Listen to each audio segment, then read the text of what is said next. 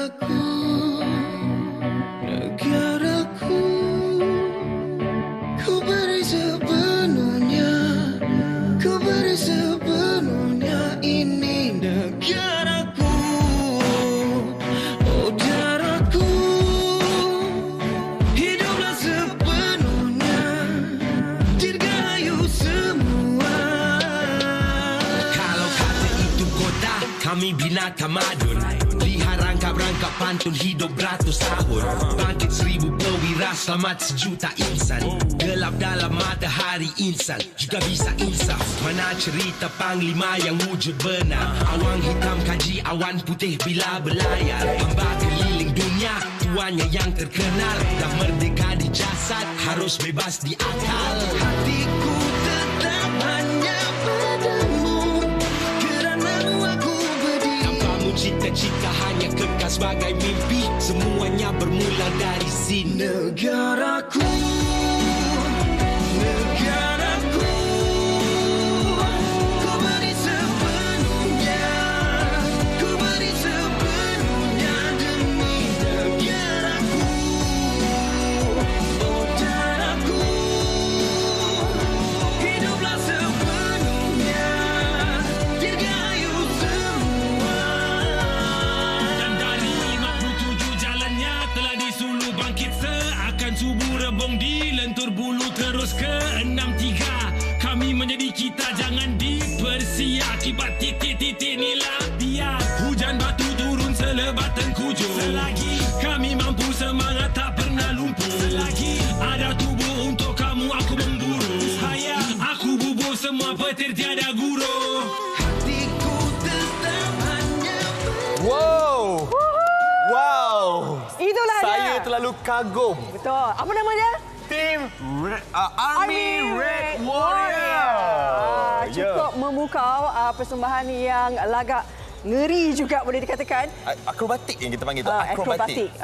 Akrobatik yang dibuat tadi kalau anda tengok adalah akrobatik bunga Rafflesia dan juga bunga apa tadi satu lagi tu.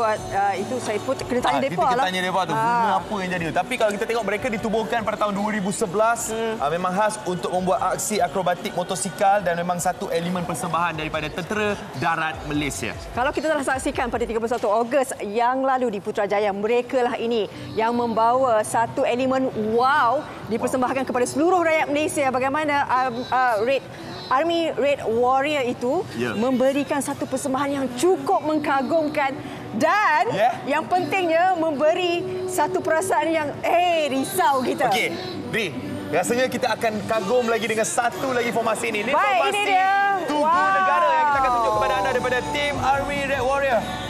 Army Red Warrior ini adalah satu unit khas yang ditubuhkan oleh Tentera Darat Malaysia, membawa satu tanggungjawab besar sebenarnya. Apakah ini dia? Simbolik kepada kemerdekaan negara kita yang dipersembahkan. Betul.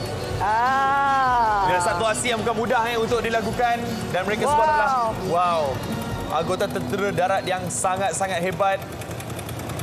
Dekat motor pun nampak, kita nampak dah Army Red Warrior. Okay. Ada satu lagi. Satu lagi. Sini. Cepat. Ya. Okey, kita bersama dengan mereka. Antaranya. Mari sini. Ada lagi ke persembahan? Okey, mari kita sini. Assalamualaikum. Assalamualaikum. Okey. Kita dah dapat saksikan juga pada 31 Ogos yang lalu. Ini antara persembahan yang dipersembahkan untuk rakyat Malaysia kan, Hari Kemerdekaan. Okey. Kita pernah juga bertanyakan apakah keunikan dia, bagaimana disiplin yang mereka lakukan. Untuk kali ini, bagaimana perasaan bila dah melakukan persembahan yang cukup mengagumkan pada 31 Ogos yang lalu? Okey, bagi tim Army Red Warrior, kita adalah satu pasukan untuk menjayakan sesuatu event, dan kali ini adalah event persembahan melibatkan yang di-Pertua Agong. Yang kami akan mempertontonkan segala aksi kami seperti bunga Rafflesia, burung merak dan Tugu Negara. Oh, yang tadi tu burung merak. Tadi Tugu Negara. Tak yang tadi yang mula First sekali burung merak. Second bunga Rafflesia, bunga terbesar di dunia. Dan yang ketiga ni adalah Tugu Negara. Yes. Dan kalau kita lihat pada tahun ini mendapat perhatian apa yang dilakukan oleh tim Army Red Warrior. Mari belakang. Sebenarnya kita ramai ini dah ada. Bagi tepukan yang kemudian semua untuk tim Army Red Warrior yang telah pun melakukan persembahan. ke Kalau, sini sikit. kalau kita tengok tadi, memang sangat susah untuk dilakukan formasi-formasi itu. Jadi apabila tahun ini mereka telah melihat formasi-formasi yang seperti tadi, burung merak, bunga rafflesia, burung merak dan juga tugu negara. Tahun hadapan mesti dah ada planningnya. formasi baru? Formasi baru yang nak dilakukan. Tahun hadapan kita akan rancang event yang terbaru dan kita tak boleh beritahu masa nanti rahsia. buat rahsia lah. Untuk yang untuk tahun depan baru keluarkan event tu. Okey, memang dah ada dalam planning lah. Ada. Okey. Yes. Aziz, tadi saya nampak. Atau untuk membuat rekod ke lagi satu. Yes, InsyaAllah. pasti. Semua orang menantikan apa yang bakal dilakukan oleh Army Red Warrior untuk tahun depan. Okey, satu formasi tadi, bukaan bunga rafflesia.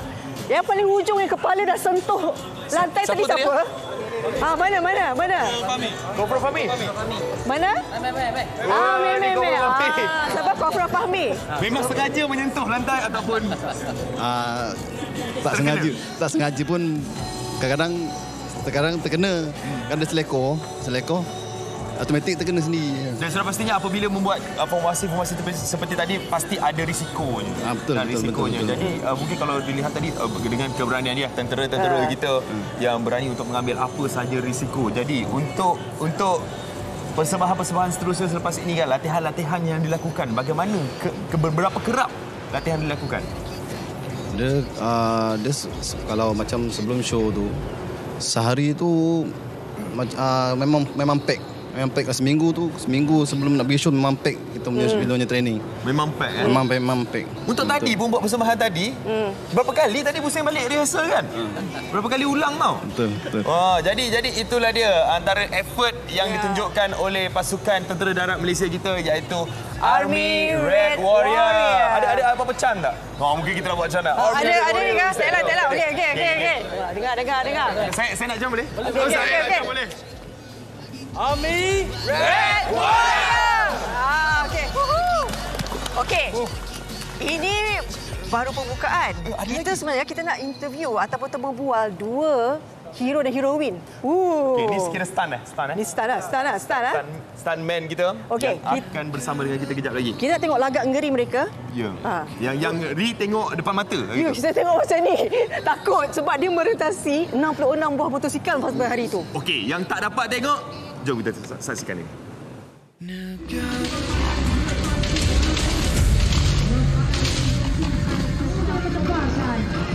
Mendekati figura hebat ini, Sarjan Saidatul Husna Kamarudin berusia 35 tahun. Ibu kepada seorang cahaya mata ini mendapat perhatian ramai dan tular kerana keberaniannya melakukan aksi stunt pada sambutan Hari Kebangsaan 2023 yang lalu. Sepanjang 13 tahun penglibatannya dalam pasukan akrobatik, wanita kelahiran Sungai Petani Kedah ini melakar detik paling bersejarah apabila berjaya membuat aksi lompatan merentasi 66 buah motosikal Royal Enfield di dataran Putrajaya. Sarjan Husna berjaya mencipta rekod dalam Malaysian Book of Record iaitu paling ramai orang menunggang sebuah motosikal dan lompatan motosikal terpanjang wanita. Walaupun pernah mengalami kecederaan lutut ketika menjalani sesi latihan, semangatnya tidak pernah pudar sehingga digelar sebagai wirawati berjiwa besi. Seorang lagi anggota Red Army Warrior, Sarjan Muhammad Akmal Syari, 34 tahun, turut berpengalaman dalam melakukan aksi stunt seperti wheelie, rollerblade dan stoppie. Berasal dari Kangah Perlis dan menyertai tim Army Red Warrior sejak dari zaman Wira Merah pada Januari 2009, Sarjan Akmal masih teguh berdiri melakukan aksi yang mendebarkan walaupun setelah sedekad berlalu.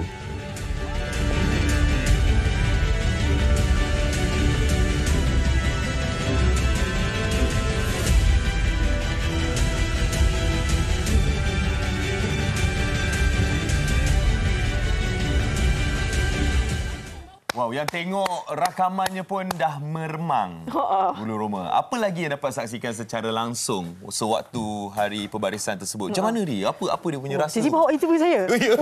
Masa tu memang tengok kita tu. para media di tepi tu macam kita panggil Husna. Sebab kita perempuan, kita tiba-tiba semangat. Tak apa. Kalau satu saya sebut Akmal. Yes, kita bersama dengan mereka yang telah pun membuat aksi lompatan merentasi 66 buah motosikal Royal Enfield. pada Hari Kebangsaan 2023 di Dataran Putrajaya, kita bersama dengan Sarjan Muhammad Akmal Syari dan juga Sarjan Saidatul Husna Kamarudin. Waalaikumsalam. Tahniah diucapkan di atas kejayaan sebenarnya, sebab masa itu pun semua berdebar melihat aksi itu, tapi kalian memberikan yang cukup mengagumkan lah. Ya? Oh, lompat motor tak takut. Duduk sini takut. Dia tadi duk fikir nubu. Tapi bagaimana sebelum melakukan aksi tersebut? Apa dia punya feel, perasaannya? Adakah memang kosongkan fikiran ataupun masa tu duk fikir macam-macam lah dalam kepala ni? Apa yang difikirkan sewaktu itu? Yang saya fikir nak hiburkan hati penonton lah. Enjoy. Tapi itu dah biasa lah. Dah biasa. Paling banyak 66 ke atau ada lebih daripada tu? Selalu kita orang buat kereta selalu. Kita berapa biji? Setakat sekarang buat 8 biji lah. 8 buah biji. 8 buah kereta bersamaan dengan beberapa motosikal lah. Tak sampai lah 66. 66 tu kira banyak lah. Banyak lah jarak. 66 tu kira banyak motosikal tu. Jadi ni, wow. Wirawati kita. Wirawati. Okey, Husna, ini adakah kali pertama melakukan persembahan yang membabitkan jumlah penonton yang cukup ramai, ataupun sebelum ni Husna dah memang biasa dengan persembahan tersebut? Buat pertama kalinya untuk Hari Kemerdekaan tahun ni lah, memang saya rasa audien terlalu ramai, dan buat pertama kalinya saya beraksi depan yang di Pertuan Agong lah. Jadi dia berat sikit lah dia itu satulah, keduanya dia aura dia tu lain macam sikit. Dia aura semangat ataupun aura nervous tu? Nervous tu setiap kali persembahan, nervous tu tetap ada, takut tetap ada. Tapi semangat nak buat tu lagi besar lah. Ya, yang penting misi kita tercapai lah. Jadi untuk melakukan aksi seperti ini bukannya senang dan bukannya calang orang boleh lakukan. Sebarang orang yang boleh lakukan aksi-aksi seperti ini. Jadi berapa lama latihan yang diperlukan dan orang kata seberapa kerap dilakukan? Selalunya kalau ada persembahan, kita akan buat latihan dalam 2 minggu sebelum persembahan lah. Kita akan buat dan mengikut kepada persembahan punya macam kali ni dia nak 66 biji motor Enfield. Jadi kita kena ada target lah. Target untuk buat lompatan tu lah setiap kali event. Kita tengok kepada kira persembahan. Berapa jarak dia? Berapa meter. Kan? Tapi lepas ini berapa meter pula targetnya? 40 meter. 40 meter atau 43 meter. 40 ke 43 meter. Ya, dalam 43 meter. Itu adalah target untuk mereka tahun depan. InsyaAllah. Okey, masa di Putrajaya yang lepas, datang Putrajaya, selepas Husna melakukan lompatan, saya nampak Akmal. Oh, ini tiba berada di lokasi yang Akmal, dia muka dia, awak kalau dapat saksikan bagaimana body, dia bila tengok Husna dah buat lompatan, dia punya happy, dia punya tu, dia datang sebelah Husna, tepuk tau. So bila melihat Husna berjaya melakukan lompatan sedemikian, rasa syukur, alhamdulillah. Yalah, dia dapat land dengan selamat kan. So dia dapat capai target tu lah, lompat dalam 20 meter tu. 23, lebih kurang 23 lebih kurang 23 meter land dengan selamat, tak ada apa-apa yang ni. Okey lah. Sebagai rakan pun berdebar juga. Berdebar. Mesti. Sebab dia perempuan kan. Dalam hati mesti tu tolong lepas kan. Mesti macam tu kan, dia punya perasaan tu. Jadi Husna sendiri apabila diberikan task untuk melakukan perkara ini kan, first reaction Husna? First tu mula-mula dia fikir panjang lah kan. Kita nak sahut cabaran ni cakap, sebab first tu tak ada training lagi kan. Bila dah training, kita cuba kan. Dan dibantu oleh rakan-rakan jurulatih daripada teknikal. Alhamdulillah lah. Sahut je lah Sahut je lah cabaran tu. Cuba sebaik mungkin dan akhirnya hasil yang kita dapat lihat pada hari tersebut mengagumkan dan sudah pastinya meninggalkan satu kenangan, memori yang sangat indah lah. Di Army Red Warrior ni berapa sebenarnya wirawati yang terbabit dalam tim unit khas? Macam unit sekarang ni untuk jam ni ada 2 orang. Seorang tu dia sekarang ni tengah misi dekat Malbat. Yang untuk buat event saya dengan dia adalah. Yang selebihnya ada yang MC dengan Kerani lah. Dan sekarang ni pun tengah cari pelapis baru lah. tengah cari pelapis baru. Pelapis baru tu yang bakal dipilih tu akan dilatih untuk membuat perkara-perkara stunt-stunt seperti inilah. Dan untuk melatih untuk buat event-event biasa pun ada juga. Tapi saya rasa lebih kepada stunt jugalah sebab sekarang ni tinggal saya seorang je kan buat aksi. Jadi at least ada body lah lepas ni. Body boleh ambil wanita. pengacara TV ke tak boleh? Okay, boleh kita. Macam excited nak masuk. Boleh kita masuk Lita lah. boleh kita cuba dulu. Maknanya Akmal dengan Husna yang boleh melakukan adegan begitu ke ataupun satu tim sebenarnya didedahkan stunt? Ada beberapa orang lagi boleh buat. Macam lelaki 6 orang. Ya, perempuan 2 orang lah. Ya, so total 8 orang lebih kurang yang boleh melakukan aksi inilah. Dan kalau dilihat tadi semua satu tim lah ya. Ya, satu tim. Kami satu tim. Army Warrior yang tadi pun semua satu tim juga. Jadi setiap anggota ada peranan masing-masing. Ya. Dia kena cepat kalau tengokkan setiap kali penghentian tu berhenti kena cepat-cepat takut kan. Sebab mainan masa kan. Selain daripada persembahan untuk Hari Merdeka, mungkin apa lagi persembahan di waktu bila lagi persembahan ini dilakukan? Kita bergantung kepada ada pihak-pihak yang nak ambil macam selepas ni event kita dekat Melaka pula untuk Hari Malaysia. Tengok kepada mana-mana, kadang-kadang kita terlibat dengan Jubli Perak, Jubli Emas, persembahan-persembahan rakyat. Mana dijemput? Ya, yang mana dijemput. Akan buatlah persembahan tersebut. Dan bergantung pada konsep-konsep yang dia nak. Konsep-konsep tersebut adalah permintaan daripada penganjur lah. Tapi kalau kita tengok persembahan-persembahan ini hanya dilakukan di Malaysia. Kan ada keluar negara. Sebelum ni ada 2011 kita buat dekat Brunei. Brunei International Tattoo. Dekat Brunei Darussalam. Okey, macam Akmal sendiri bagaimana? Ini mungkin salah satu daripada sejarah kan yang anda lakarkan. Tapi nanti bagaimana pula seterusnya kalau misalnya Akmal kan ada pelapis baru, apa perkataan pertama Akmal boleh berikan kepada pelapis baru ni? Kalau macam kalau nak masuk Army Red Warrior ni apa dia? Buat lebih baik pada saya lah. Kan awak dah buat yang the best. Kan yang masuk baru ni sudah pastinya kena lakukan lebih baik daripada apa yang senior dah lakukan. Kan.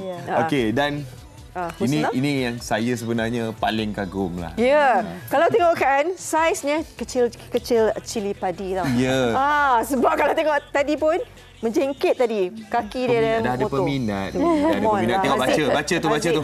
Mana dia? Dah ada peminat dah. Musri Yanti Muhammad. Assalamualaikum dan selamat pagi untuk pengacara Fariha dan Hazim. Waalaikumsalam. Terbaiklah pasukan Army Red Warrior. Tahniah juga untuk Sarjan Saidatul Husna. Anda memang hebat dan standing dengan kaum Adam. Anda telah membuktikan bukan semua wanita penakut. Anda memang berani. Betul. Saya setuju. Memang berani. Memang berani.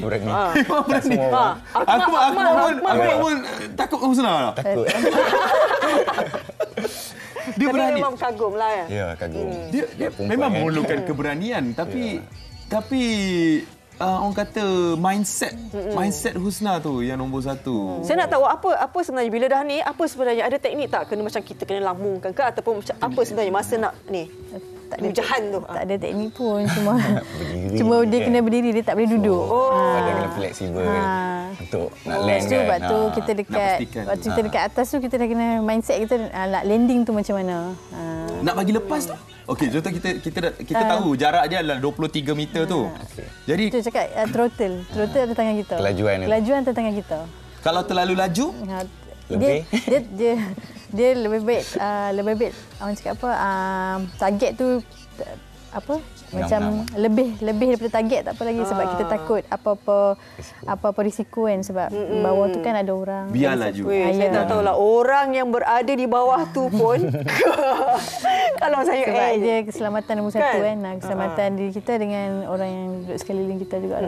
Tapi kalau kita tengok itulah ada juga mereka yang tidak memikirkan soal keselamatan. Bila ada juga mereka yang berlumba-lumba secara haram, kan membuat aksi itu tapi di lebuh raya.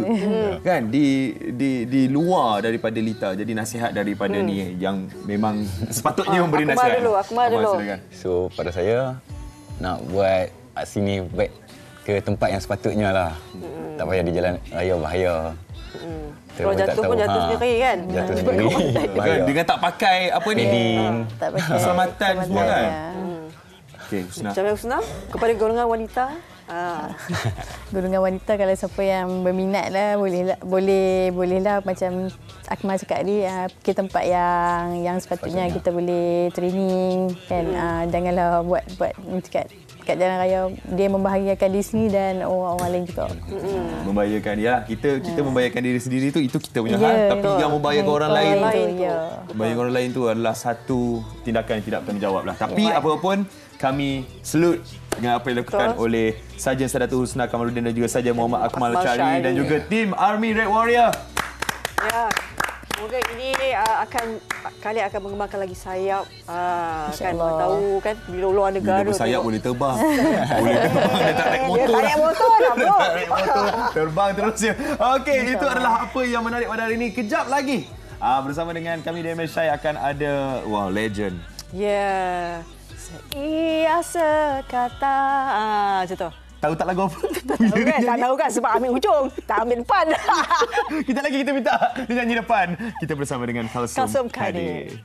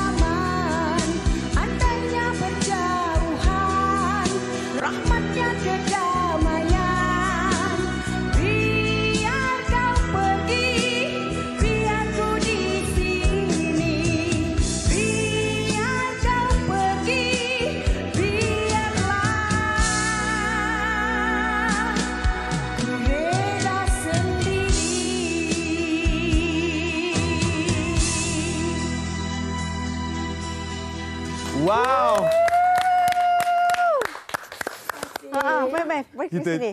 khas didatangkan daripada Johor Ya, daripada Pasir Pasir Gudang. Gudang. Datang pagi-pagi tadi. Kita bersama dengan Kalsom Kadir. Kalsom Kadir. Wow. Kalau sebutan dia Kalsom Kadir. Kalau ejaannya KLTHS-O-M. Kalsom. Kalsom. Tapi sebenarnya tetap Kalsom.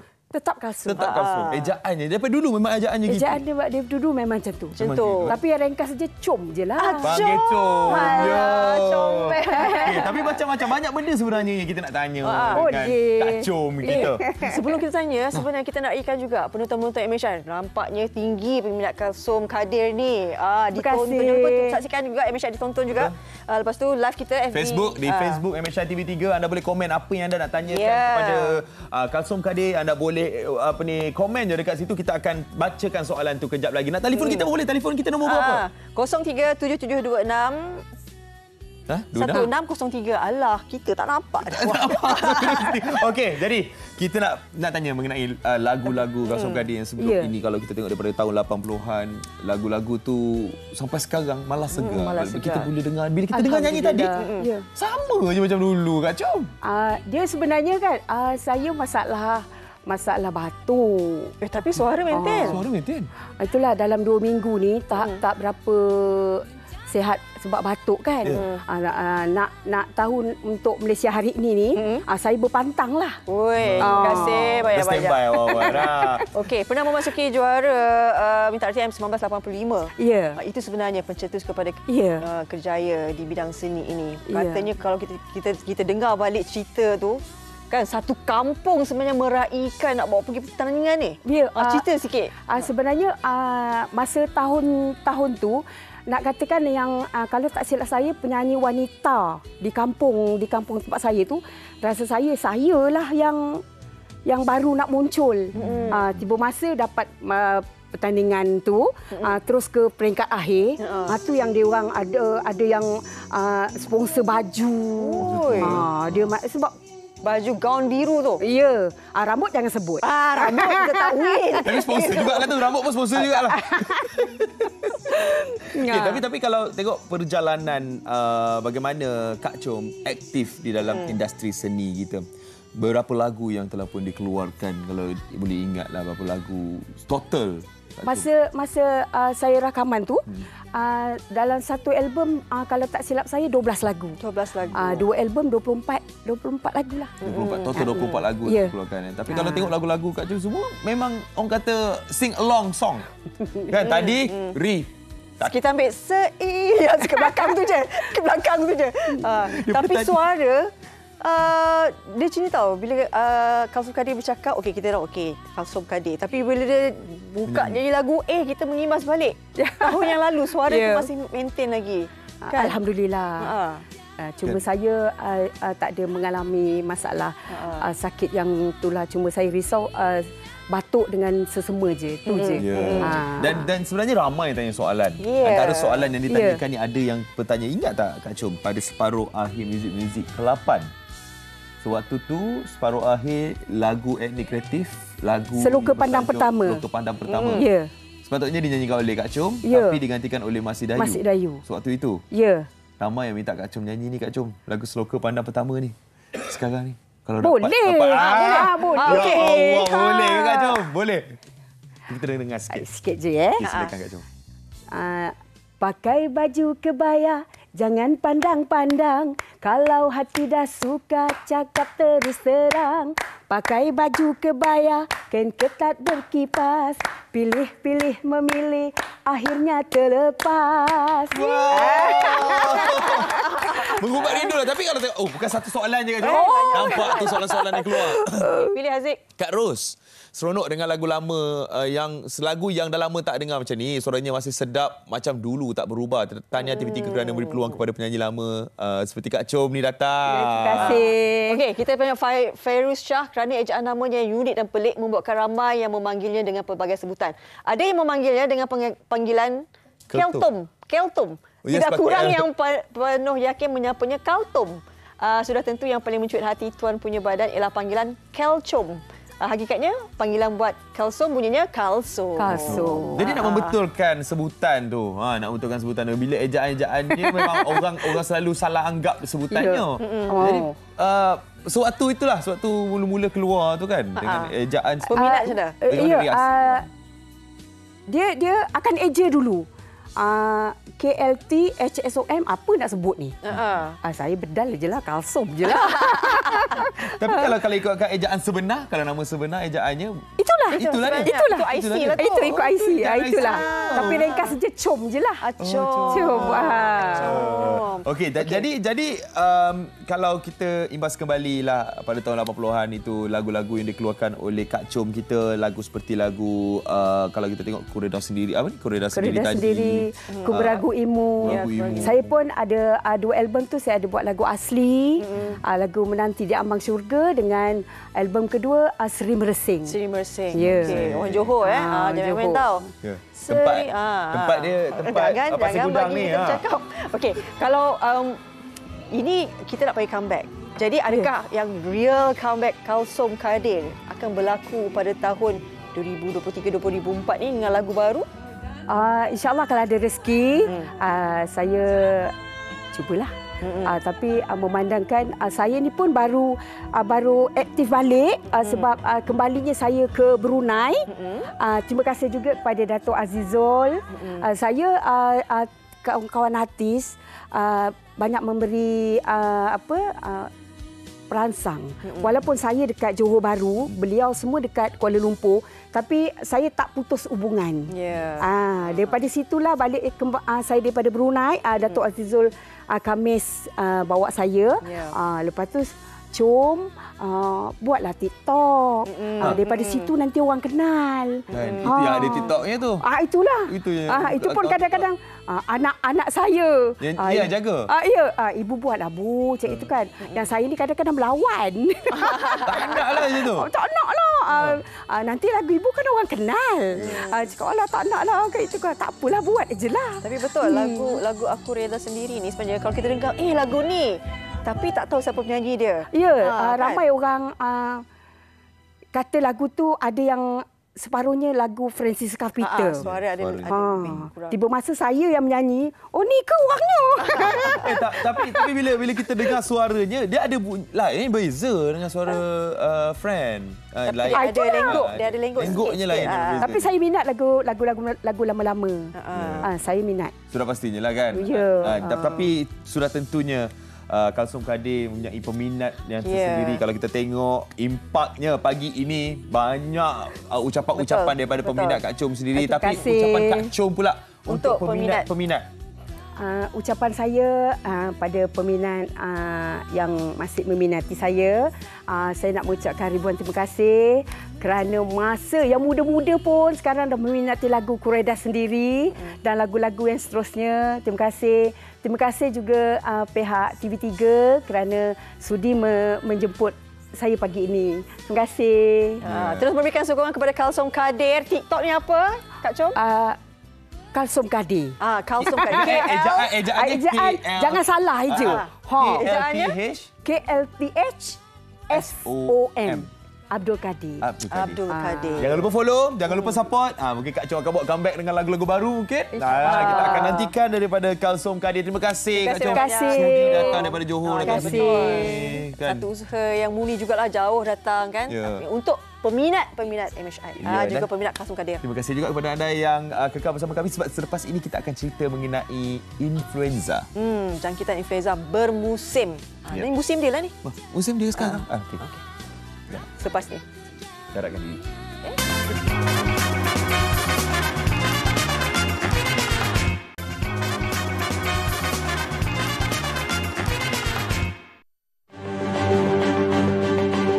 Dalam sejarah dunia, virus pernafasan yang mudah berjangkit pernah menjadi pandemik dan membunuh 50 juta manusia pada 1918 hingga 1919. Pada ketika itu, influenza dikenali sebagai Spanish flu. Jangkitan ini kebiasaannya memberikan simptom yang sama seperti COVID-19 iaitu demam, batuk, selsema, sakit tekak dan kesukaran bernafas. wanita mengandung, kanak-kanak dan warga emas berusia 60 tahun ke atas antara yang berisiko tinggi menghidap penyakit ini. Berdasarkan data daripada Kementerian Kesihatan Malaysia KKM, untuk Minggu Epidemiologi ke-30 pada tahun ini, daripada 23 Julai 2023 hingga 29 Julai 2023, kadar konsultasi kes penyakit seperti influenza ILI di klinik kesihatan adalah sebanyak 6.3%. Umpamanya daripada 100 pesakit, ada 6 yang menghidap influenza dan jumlah itu merekodkan sedikit penurunan sebanyak 0.1% berbanding minggu sebelum itu. Usah memandang remeh, penyakit ini boleh mengakibatkan lebih banyak perkara yang serius termasuk kegagalan fungsi badan. Rawatan awal adalah keperluan utama sekiranya terdapat sebarang gejala yang menjurus kepada influenza. Ya, ini kalau kita tengok penyakit-penyakit berjangkit ini makin banyak kesnya dan makin bermacam-macam strain yang ada muncul tiba-tiba. Yang paling membimbangkan kalau kita ada anak-anak kan di rumah, kadang-kadang kita rasa macam simptom ni COVID ke? Kan? Itu membesarkan kan? Sebab dia demam, ada selsema, ada macam-macam lah kan? Menyerang pernafasan dan sebagainya. Tapi ini berkaitan dengan jangkitan influenza yang bermusim. Kenapa bermusim? Hanya pakar je yang boleh menjawabnya. Ya, kita ada pakar perubatan kesihatan awam bahagian kawalan penyakit Kementerian Kesihatan Malaysia iaitu Dr. Asnida Muhammad Zaki. Assalamualaikum, Doktor. Assalamualaikum. Okay, Doktor. Haziq Fariza. Kita dah cerita dah pasal influenza ni banyak kali. Daripada dulu penyakit ni dah lama dah ada. Tapi benda ni bermusim. Macam kita borak tadi, doktor kata asal masuk bulan 8, bulan 9 je, banyaklah kes influenza ni. Apa yang menjadi faktor kepada bermusim itu? Okey. Mula asal perkataan influenza bermusim ni sebenarnya dia dari English punya perkataan lah, seasonal influenza. Kenapa seasonal influenza? Dia ada musim di temperate countries, itu negara bermusim sederhana lah. Macam kalau di Northern Hemisphere, macam United Kingdom, US, Canada, dia orang punya musim influenza ni, kes influenza dia akan meningkat. Kalau kita dilihat kan, dia meningkat pada winter season. Sebab tu dia panggil bermusim. Masa tu boleh nampak peningkatan kes. Kalau di Southern Hemisphere, dia punya musim sejuk Jun, September macam tu, Australia. So, dia punya peningkatan kes influenza tu kita nampak dalam bulan tu lah, 6 September.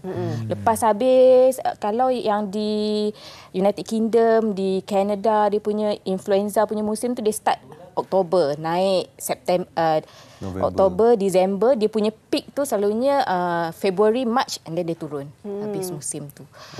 Tapi kalau di Malaysia, kita punya nama, sebab ni kan satu dunia pakai terms yang sama. Jadi bermusim di Malaysia ni sebenarnya dia sepanjang tahun di Malaysia. Kita merekodkan kes influenza. Cuma di Malaysia, kita akan nampaklah kes akan naik sekitar tengah tahun lah.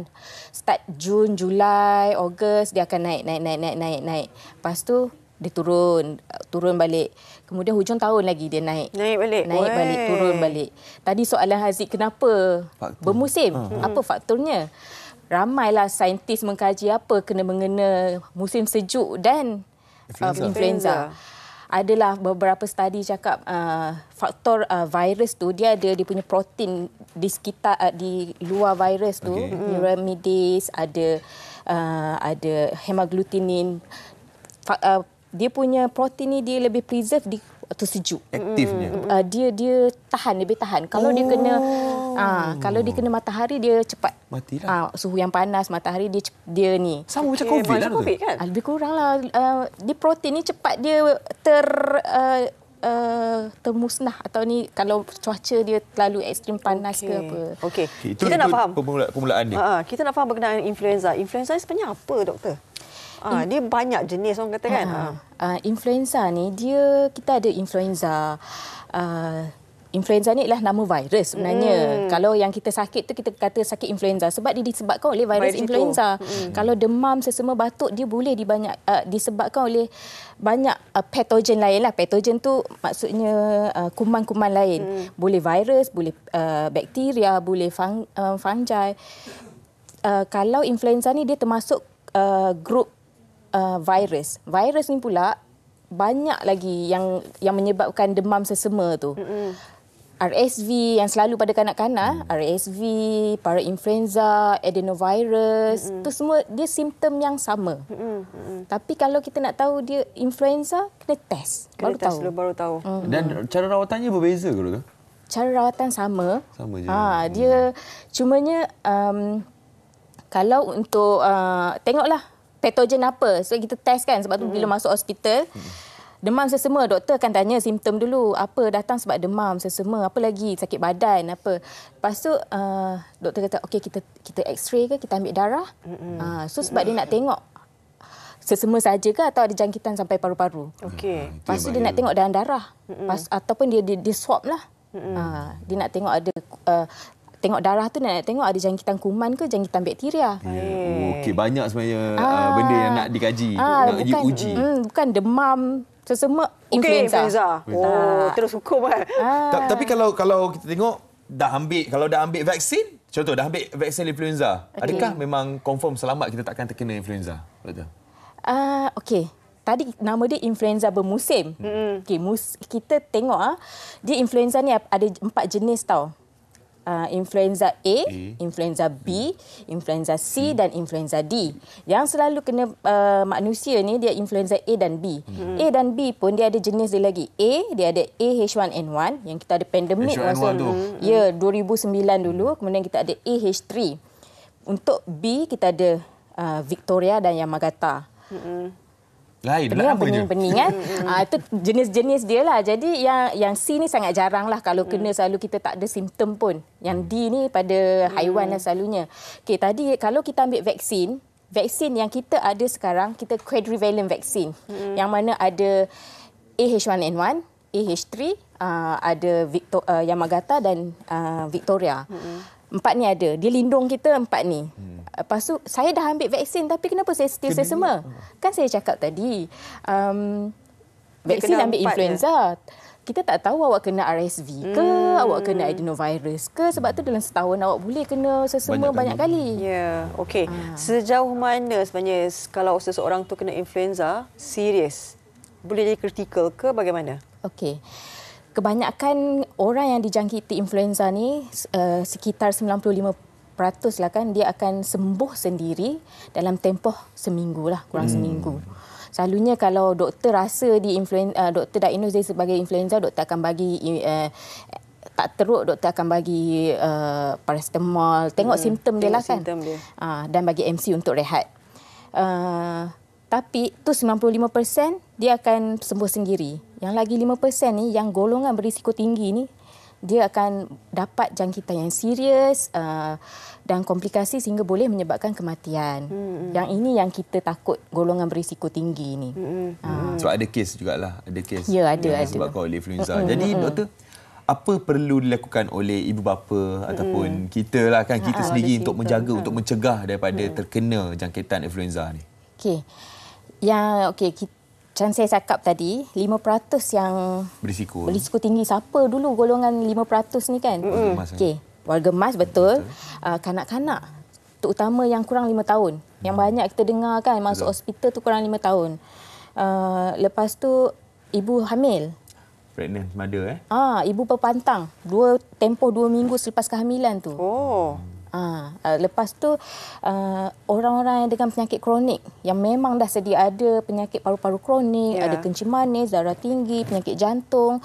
Golongan-golongan ni yang kalau dapat influenza, dia orang ni berisiko nak kena masuk ICU, nak kena intubate sampai boleh. Okey, kemudian apa yang komplikasi kita takut tadi tu? Dia boleh, kalau kanak-kanak dia boleh myocarditis, jantung dia terkesan juga, boleh sampai jangkitan ke selaput otak ataupun ke otak dia, encephalopathy. Ada juga ARDS, Acute Respiratory Distress Syndrome, tu yang kita kena tidurkan dia. Itu kita tak nak kalau jangkitan tu serius. Orang-orang yang golongan yang berisiko ni yang kita takut dan kita akan bagi antivirus selalunya. Kita akan pertimbangkan.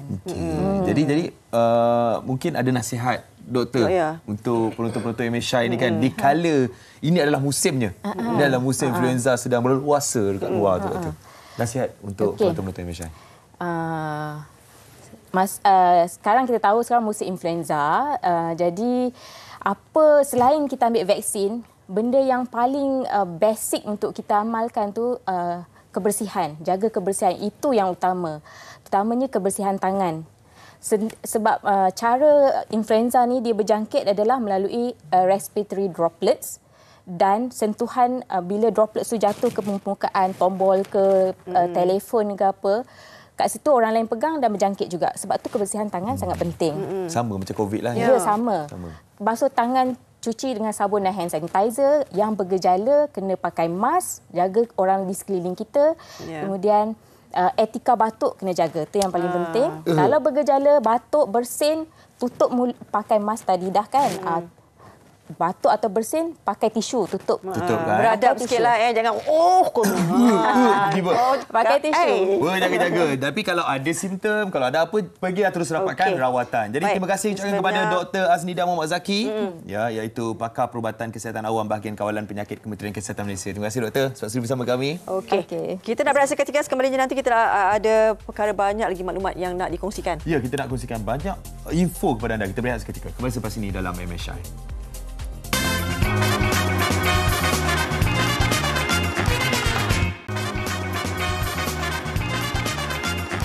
Kembali bersama MSI dan nak tanya ni, set kita beres dok.